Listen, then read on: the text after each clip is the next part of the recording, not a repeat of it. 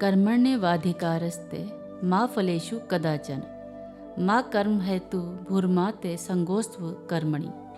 यह श्लोक श्रीमद् भगवद गीता से लिया गया है, जिसमें श्री कृष्ण ने अर्जुन को कर्म की प्रधानता बताते हुए कहा है कि हे पार्थ, मनुष्य को अपने कर्म पर ध्यान देना चाहिए, क्योंकि यह तो निर्धारित है कि अपने कर्म के अनुसार ही उसे उसका फल या परिणाम मिलेगा।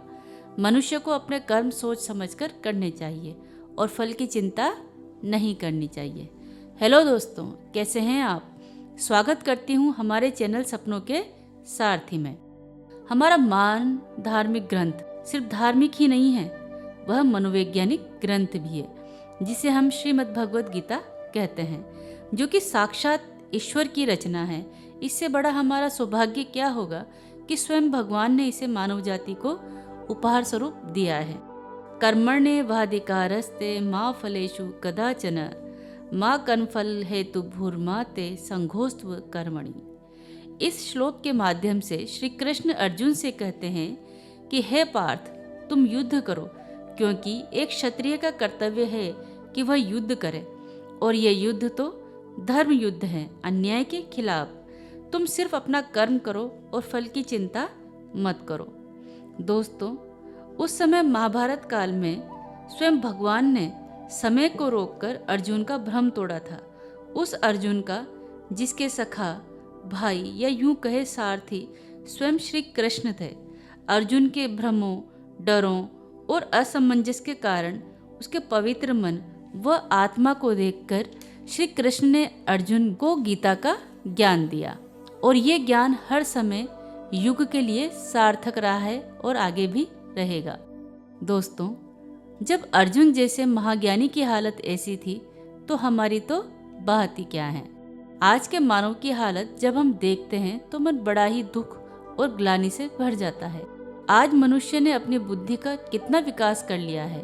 उसने बड़े बड़े आविष्कार किए हैं, पानी में तैरने वाले, हवा में उड़ने वाले, धरती पर दौड़ने वाले, और भी हजारों करोड़ों। लेकिन इतना होते हुए भी वह मन की गति को नहीं समझ पाया, अपने विचारों पर अंकुश नहीं लगा पाया और अपने कर्मों का दृष्टा नहीं बन पाया। फलस्वरूप इस संसार में ईर्ष्या, द्वेष, घृणा, तनाव, अशांति, हत्या, आत्महत्या, चोरी, ठगी, डकैती, व्यभिचार जैसे दुष्कर्म बढ़ गए हैं और बढ़ते ही जा रहे हैं। इंसान ने गलत तरीके अथवा गलत कर्मों से खूब पैसा, धन दौलत कमाई है, लेकिन साथ ही उसने अपने दिमाग की शांति खोई है, अपनी सेहत, अपने चरित्र और अपने रिश्तों को दांव पर लगाया है, साथ ही उनकी बलि भी दे दी है। और समाज में ऐसे लोगों की कोई कमी नहीं है जिन्होंने ऐसा किया है। दोस्तों, हमारा लक्ष्य ये सब बताकर आपको दुखी करना या डराना नहीं है। हमारा लक्ष्य है आपको ऐसा सफल व्यक्ति बनाना जो वास्तव में सफल हो, जिसके पास अपार धन संपत्ति हो, लेकिन साथ ही जीवन में शांति भी हो, जिसके पास सफलता की बुलंदियों पर पहुंचने का दम हो, लेकिन साथ ही सफलता को संभालने की ताकत भी हो। दोस्तों, आज के वीडियो का वास्तविक लक्ष्य है आपको आपके जीवन का सारथी बनाना, और यह संभव होगा अपने कर्मों पर नजर रखकर। दोस्तों, हम कर्म 3 प्रकार से करते हैं, मन के द्वारा, वचनों के द्वारा और शरीर के द्वारा। कहते हैं कि यह संसार दुखों का सागर है। मनुष्य कोई ना कोई दुख, चिंता में डूबा ही रहता है। श्रीमद् भगवद गीता के अनुसार आत्मा अजर है, अमर है, वो कभी नहीं मरती, लेकिन देह या शरीर द्वारा किए गए परिणाम इस जीवात्मा को भोगने ही पड़ते हैं। दोस्तों, हम नहीं जानते कि हमने कितने जन्म लिए हैं, हमारा पास्ट कैसा था, हमने कैसे कैसे कर्म किए थे, अच्छे या बुरे। दोस्तों, कुछ दुख ऐसे होते हैं जिनका कारण हमें पता नहीं होता। उन दुखों को सहने की शक्ति सिर्फ भक्ति व अध्यात्म से ही मिल सकती है। हमारे प्रारब्ध या अतीत पर कोई जोर नहीं है, हम उसे नहीं बदल सकते, लेकिन हम वर्तमान पर नज़र रखकर हमारा भाग्य और भविष्य उज्जवल बना सकते हैं। हम वो असीम, वो महान सफलताएं प्राप्त कर सकते हैं जिसकी कल्पना भी नहीं की जा सकती है। एक वर्तमान ही है जिसमें रहकर हम सभी कार्य करते हैं। दोस्तों, जैसा कि हमको याद ही है कि हम 3 प्रकार से कर्म करते हैं विचारों द्वारा। दोस्तों, हमारा दिमाग विचारों का समंदर है। इसमें लहरों के समान हजारों विचार आते जाते रहते हैं। विचारों के माध्यम से मनुष्य सबसे ज़्यादा स्वयं के कर्म खराब करता है। हमारा बस एक कार्य है कि हमारा दिमाग जो भी सोच रहा है, जो मन के अंदर विचार चल रहे हैं, उन पर कड़ी नज़र रखी जाए, क्योंकि मन की वाचालता ऐसी है कि वह दिमाग में नेगेटिव विचार अधिक भेजता है। ये नकारात्मक विचार हमारी मानसिक पावर को खत्म कर देते हैं। अगर हम इन विचारों पर कंट्रोल नहीं रखेंगे तो यही विचार हकीकत बनकर हमारे करियर, परिवार, धन संपत्ति आदि पर नकारात्मक प्रभाव डालेंगे। जैसे ही आपके मन में कोई नकारात्मक विचार आए, जैसे दूसरों से जलन का, नुकसान पहुंचाने का, शॉर्टकट अपनाने का, बेईमानी करने का या स्वयं के चारित्रिक हनन का, तो इन विचारों की दृष्टा बने, स्वयं से सवाल करें और इन्हीं नेगेटिव विचारों को सकारात्मक विचारों में तुरंत बदलने का प्रयास करें। जैसे दूसरों से जलन करने से स्वयं का नुकसान होगा, शॉर्टकट से लंबी सफलता प्राप्त नहीं की जा सकती, बेईमानी करने से स्वयं के मन में ग्लानि रहेगी, स्वयं का चारित्रिक हनन करने से समाज, परिवार व स्वयं की नज़रों में गिर जाएंगे।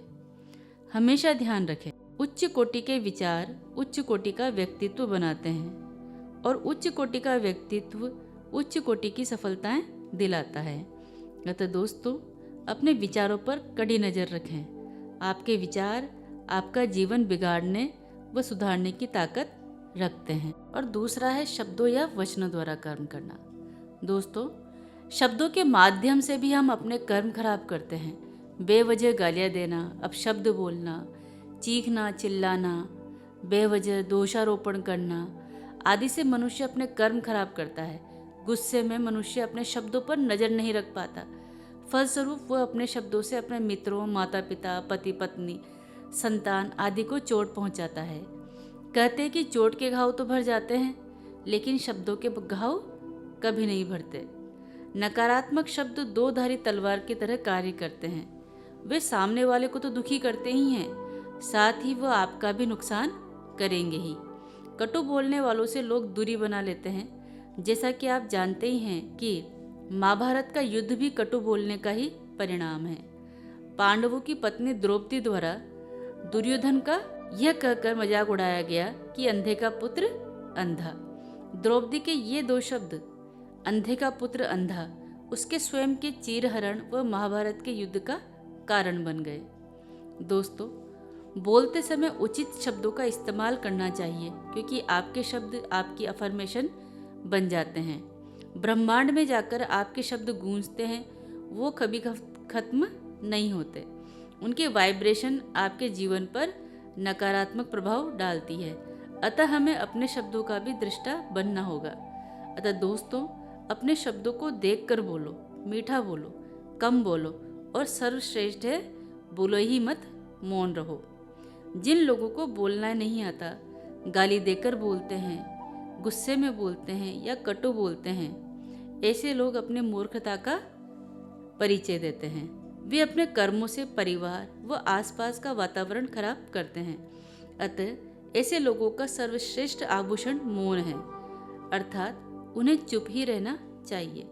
अतः दोस्तों, अगर आप अपने सपनों को पूरा करने की यात्रा पर हैं तो अपने शब्दों पर नज़र रखें, क्योंकि शब्दों की ताकत तो आप जान ही गए हैं। और अंतिम है शरीर द्वारा कर्म करना।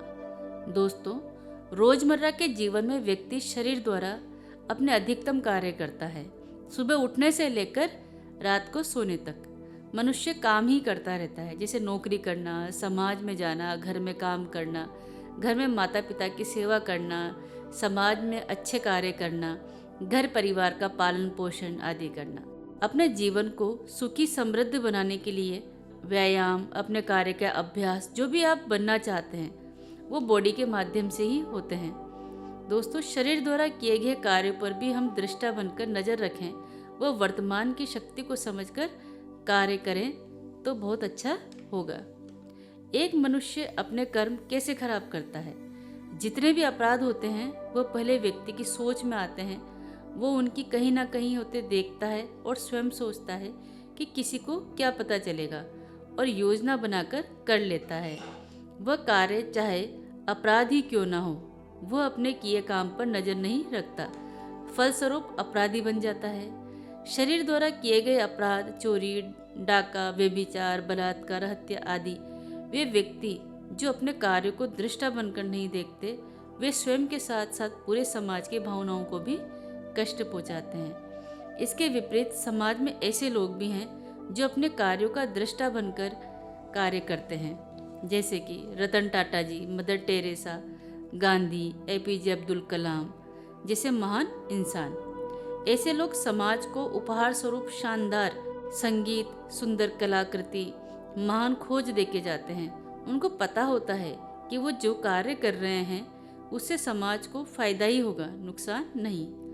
अंत में दोस्तों, मैं यही कहना चाहूँगी कि आप अपना शानदार जीवन जीना चाहते हैं, अपने परिवार, अपने मित्रों व समाज को शानदार सौगात देकर जाना चाहते हैं, या अपने जीवन में वो सब चाहते हैं जो हर किसी की चाहत है, सम्मान, दौलत, सफलता, तो अपने किए गए मानसिक व शाब्दिक व शारीरिक कार्यों का दृष्टा बने, वर्तमान की ताकत को पहचाने।